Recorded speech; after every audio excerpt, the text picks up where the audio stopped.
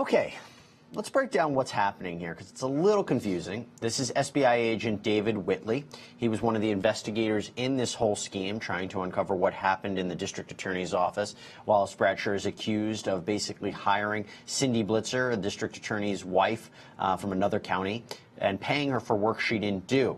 Now, what it sounds like is that Wallace Bradsher is trying to expose faults or holes or biases in the investigation. Let's bring back on Ronn Blitzer. Ron, is that what you see? I mean, the conversation began this morning by talking about the FBI knowing about media articles about the case. Then it seems to say that the letter that what the investigation was about changed, and there were revisions to it, and it went from strictly going after the Blitzers to then going after Wallace Bradsher. Is that what you're seeing here? Yeah, he's definitely trying to call this whole investigation into question, and that's something that we see time and time again in trials that we've covered on the Law and Crime Network. It's standard, right? It's very standard because when you're charged with a crime, you want to try and show that there was something wrong with the steps that led up to you being charged. So here he's looking at the investigation and different steps that they took that may not have been proper. And is that effective? It can be. In this case, I'm not so sure it will be, but I'm having trouble following, and I've been covering this every day. I don't know how the jurors are doing with it. Exactly. So if it's not necessarily adding up for us here in the studio, it probably isn't for the jury either. But I can't blame the guy for trying. If he has any chance of impeaching this witness, of casting any of his testimony into doubt, he's going to do it. If he can actually show that maybe this investigation wasn't entirely by the book, that there were some errors that were made, maybe some jurors would be swayed into thinking that there was some foul play there. My guess, probably not, because in a lot of investigations, even if something was done improperly, that doesn't mean it was intentionally done improperly. It also doesn't mean that the rest of the investigation was improper. Yeah, that's a good point. All right, let's go back live into the courtroom and we can learn a little bit more about the defendant's tactics. False white. Okay, everybody, so we're still listening to the testimony of Agent David Whitley. Wallace Bradsher is trying to poke holes in their investigation, biases in their investigation, trying to say that the finger was automatically pointed at Bradsher, and also that they missed key details in their investigation. As you just heard, that there was accusations that staff from Blitzer's office were taking classes for Cindy Blitzer, and that wasn't actually put in the first letter, I believe, of the investigation, which raises questions about it. Unfortunately, I have to sign off Ronn Blitzer. Ron, it was great having you on to talk about this case. Great to be here. All right, we're going to jump back into the courtroom. We don't want you to missing anything in this really bizarre tale of greed and corruption.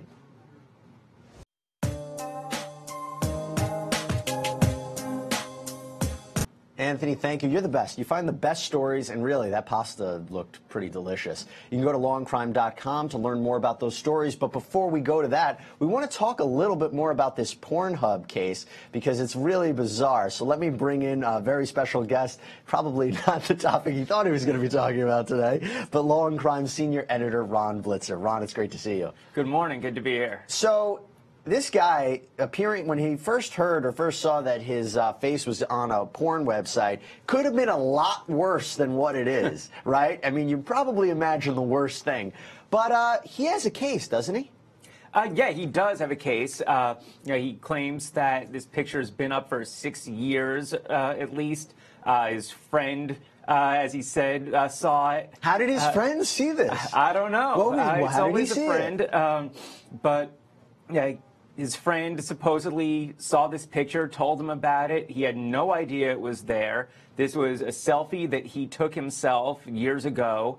And yeah, now he's suing for millions of dollars. There are a lot of questions here. He does have a strong case. My question is, who should his case be against? Because, I mean, I don't know what the advertising setup is on this website, but sometimes you go on sites and you see ads for all sorts of things. That you may be chatting on Google Chat, and next thing you know, something related to that pops up on a website. That could just be part of like a Google algorithm, not necessarily something specifically put up by that site. if this was put up by that site, by Pornhub and by extension their parent company MindGeek, I think he has a very strong case. Well, what's his harm here, really? So he owns the right to that photograph. He took it himself. I can't help but think of that monkey case, the monkey who took his own picture. Unfortunately, the court said he didn't own the copyright because he's not a human being. That's neither here or there. But the point is that, so he owns the copyright and he owns the image. Is it that he's not getting paid? Is it that he says he's been suffering as a result of it? I mean, did he lose any jobs? Somebody saw, hey, our employee is, or maybe maybe he tried to go on a job interview and somebody goes, why are you being advertised on a porn site? What's his harm here? What's he suffering? All right, so there are two things that come to mind. There is a copyright issue, as you pointed out. You know, if you take a picture, you own the picture, you own the copyright to that image, and anyone else who is going to be distributing that image needs your permission to do that. So you can either, just say I give you permission, or I could say I will give you a license to this if you pay me. Right. And he's, claiming he had nothing to do with this. He didn't grant permission. So, since this was a selfie, he did take the picture. He owns the copyright. So that's one. Number two is New Jersey has a tort law for appropriation or right of privacy. And what that means is if someone uses your likeness, your image, without your permission for commercial gain, then you have an injury claim against them. Even if you're not a celebrity? Even if you're not a celebrity. In New Jersey, these laws apply to celebrities and non-celebrities alike. You have to show that the defendant used your likeness without your consent for their actual benefit. So if this was some nonprofit thing and they weren't making money off of it, then you don't.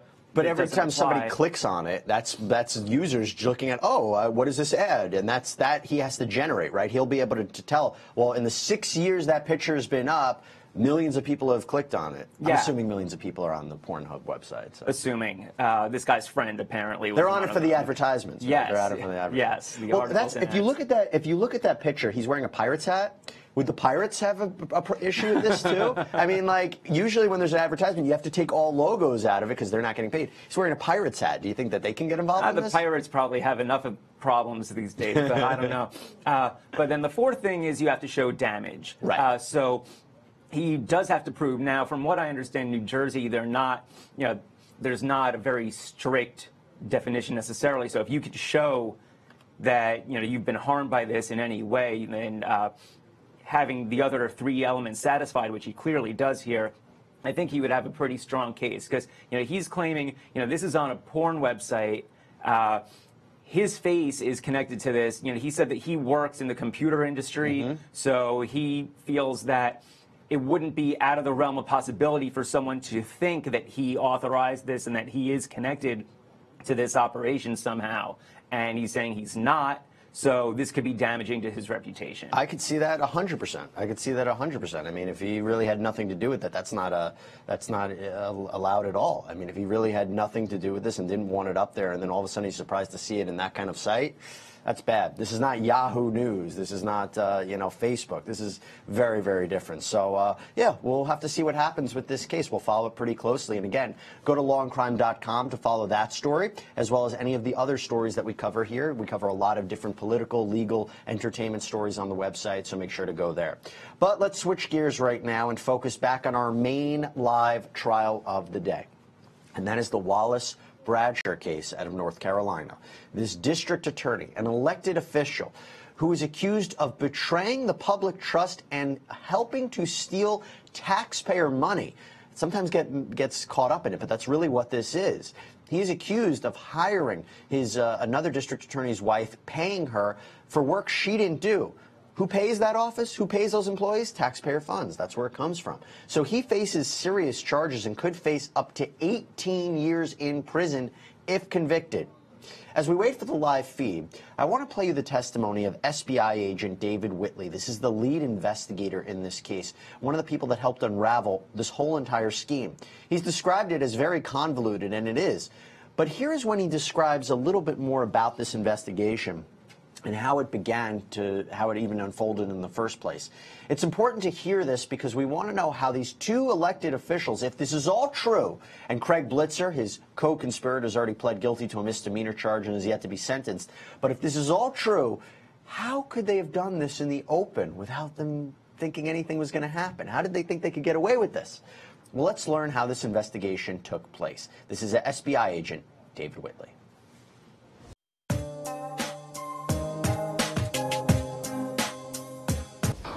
That's SBI agent David Whitley testifying in the Wallace Bradsher courtroom. Now, we are going to continue our coverage today, but there are so many questions in this case that need to be answered. And luckily, I have with me Ronn Blitzer here who can help answer some of those questions. I'm going to ask you the question I asked just before we listened to him testifying. And again, he was the lead investigator in this case. My question to you is, if this is all true, and this is not just Craig Blitzer, who's the district attorney for No Rockland relation, County. by the way. Right. Sorry. Yeah. So have you spoken to your brother recently?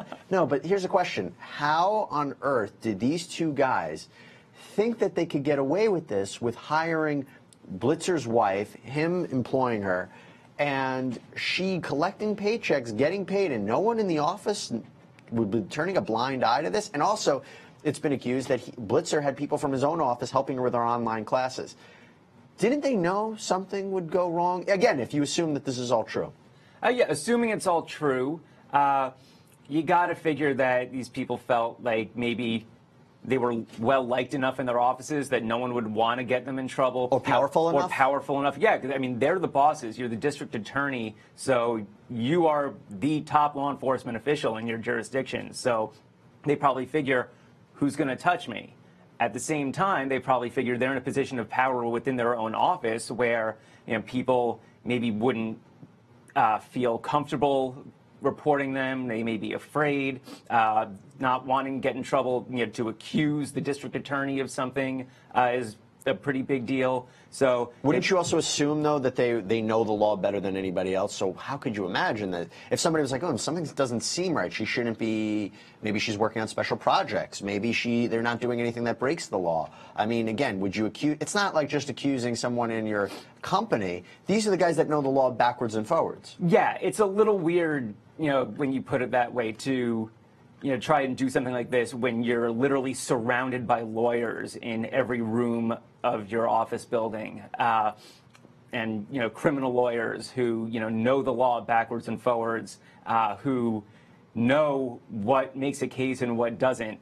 So yeah, it's pretty foolish. All right, let's learn a little bit more about what Wallace Bradsher and Ron's uncle, Craig Blitzer, had to do in this scheme. I'm just kidding, no relation. So let's see from SBI agent David Whitley how this whole scheme operated. Where did they meet? How did they have this conversation about doing this wife swap agreement? Let's take a look. When they did.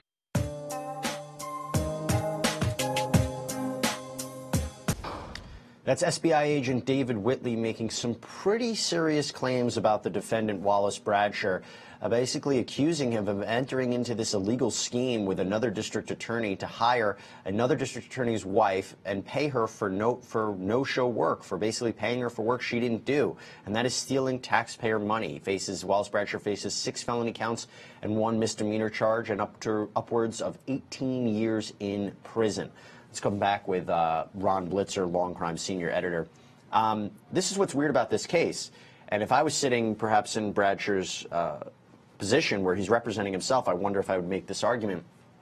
What did I have to gain for this? It's not like I'm getting $48,000. I basically secured that this woman who is you want to call him my co-conspirator's wife is getting paid, that they're getting money. What does he have to gain? Why would he try to cover this up? After, according to her, she tried to resign multiple times. She said it wasn't right, and he made a concerted effort to make sure she didn't leave.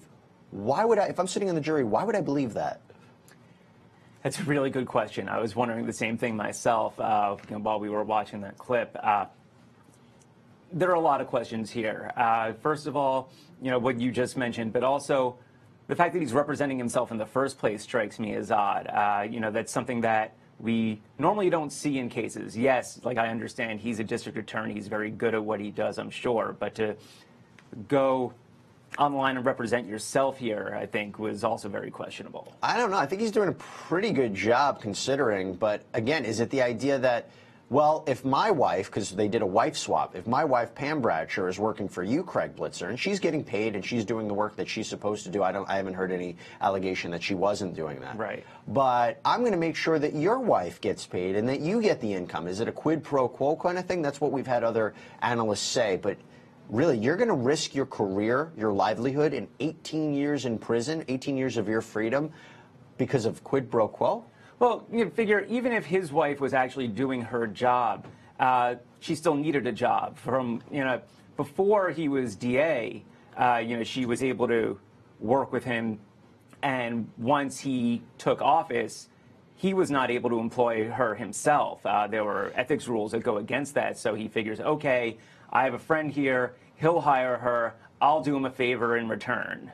Yeah, this is a bizarre case.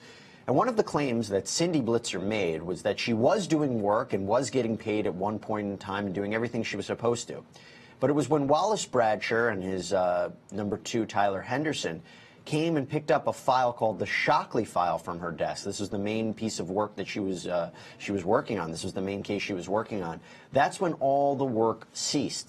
Let's learn a little bit more about this from Agent David Whitley. And again, we are waiting for the live feed. As soon as we have it, we'll make sure to go to that courtroom. But this is Agent David Whitley from the SBI explaining when Cindy Blitzer started not having any work to do.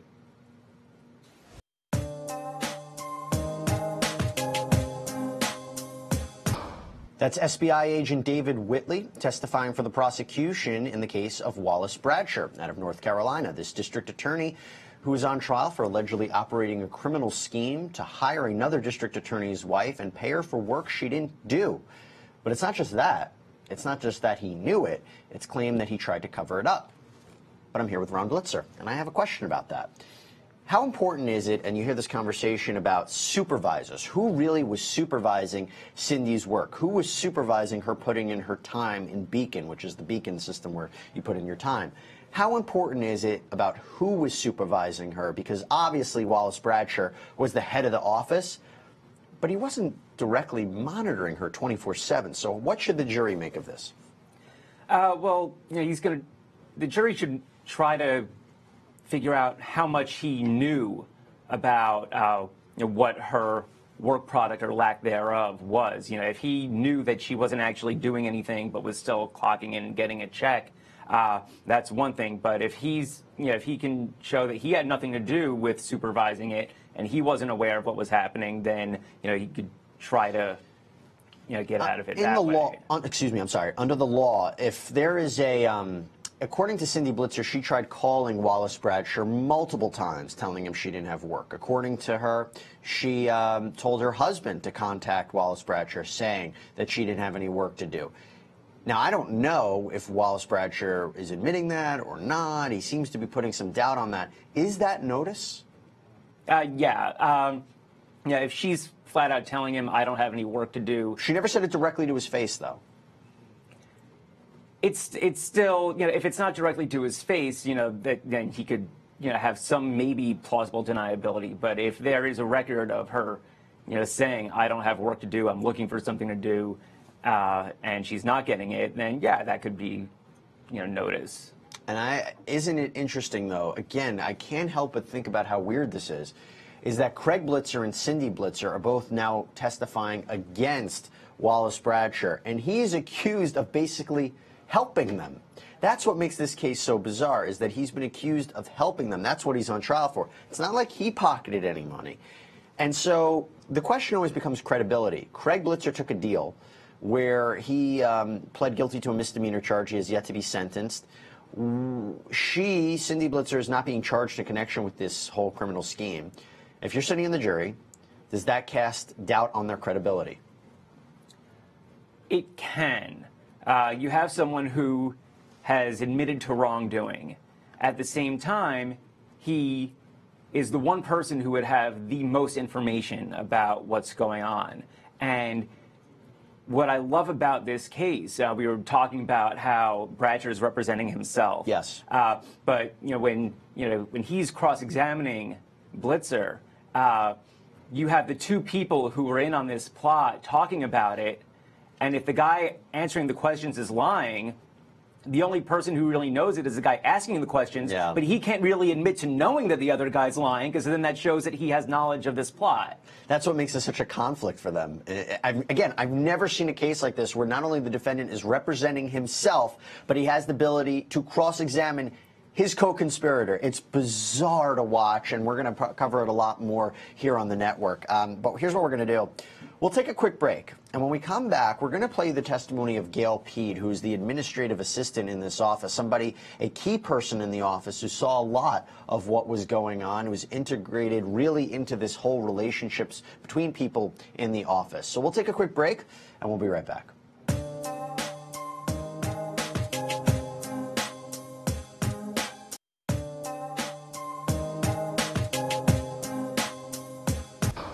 Okay, let's break down what we just heard. So that was Gail Peed, the administrative assistant in Wallace Bradsher's office. Wallace Bradsher is the defendant, the district attorney, who's accused of operating an illegal scheme where he hired another district attorney's wife and paid her for work she didn't do.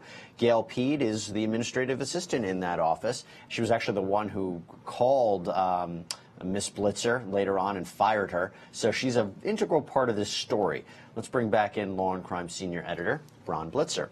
What are we learning from this? If I want to make sure I understand this correctly, is Wallace Bradsher, who's cross-examining his assistant or former assistant since he resigned, is he saying the flavor that we knew there was a problem with Cindy, we tried to get a hold of her, and she didn't respond back, even though there was this investigation going on? Other analysts have said that the one person to blame in this entire scheme is Cindy Blitzer. She went on the stand and said she knew what she was doing was wrong. Is that what he's saying, trying to shift the blame to her? Yeah, it definitely appears that way. You know, you're saying she knew that she was in on something that was inappropriate, that she was not working, collecting a paycheck. She knew what she was doing was wrong. She's the one who should have been to blame. You know, if you want to take that theory, then, Bradsher can sort of, shift things over and just try to say, oh, well, I was, busy running the office. This woman knew what she was doing the whole time. She's saying that she sent emails to Cindy Blitzer, and that's her right there when she testified earlier in this case, and she didn't respond to them. Yeah, so, if she didn't respond to them, then, how's a jury going to take that? Sometimes, a lack of response is very much a response. She went on the stand and said, I knew what I was doing was wrong, but we needed the money. Does it get any more clear-cut than that? I can see the guilty party being her. I can see the guilty party being her husband. How do I sit here and think, why would Wallace Bradsher, why would he say to them, do not resign, I'm going to have you work on special projects, I have unfettered discretion in this office to do what as I see fit, when he has no familial relationship to these people, he's not getting any money? Again, is it just quid pro quo because his wife was being employed by Craig Blitzer? That definitely seems to be the long and the short of it. Do you think he's going to testify? He can. Even though he's representing himself, he can testify in his own defense. I'd love to see it. He's representing himself. If he's going to take the stand, it's something you don't see every day. Nothing would surprise me in this case. The fact that he is representing himself was a surprise to me when the trial started. He was in a position where he's questioning his accusers. I wouldn't be surprised if he puts himself on the stand at this point. Yeah, maybe. We'll have to wait and see. We're waiting for a live feed in that courtroom. But we're recapping some of the critical testimony in this case so you know where we are and where we're going. I want to play you some more of Gail Peed's testimony, this administrative assistant. And this is when she gets into the interviews when SBI agents came and also talking more about Cindy's work habits and the fact that Agent Whitley from the SBI didn't initially interview Tyler Henderson, who is a key character in this case, and the defense will poke any holes in the investigation. Let's play you some more of her testimony right now.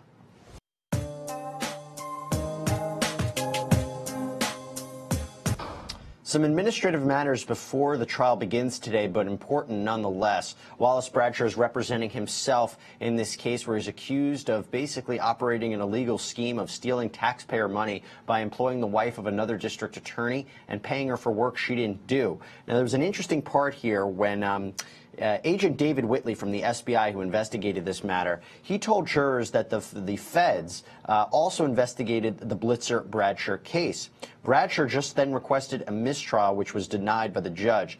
The records that they were all reviewing this morning indicate that the SBI released records from an internal investigation after an agent accidentally released the documents to Bradsher.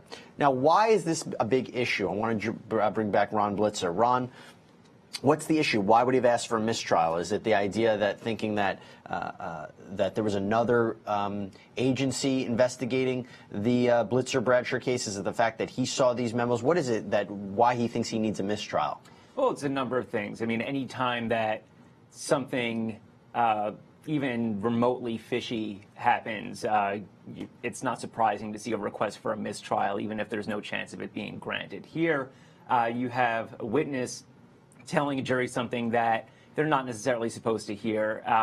The fact that there was another investigation going on doesn't prove anything, but it doesn't look good for the defendant. And usually when evidence or any kind of testimony is going before the jury, if there's an objection, there is a balance of whether or not this is probative, whether it proves anything that's relevant to this case, or if it just makes the defendant look bad. And if all it really does is make the defendant look bad, then it's improper. Well, we have Agent David Whitley back on the stand right now, so let's listen in live.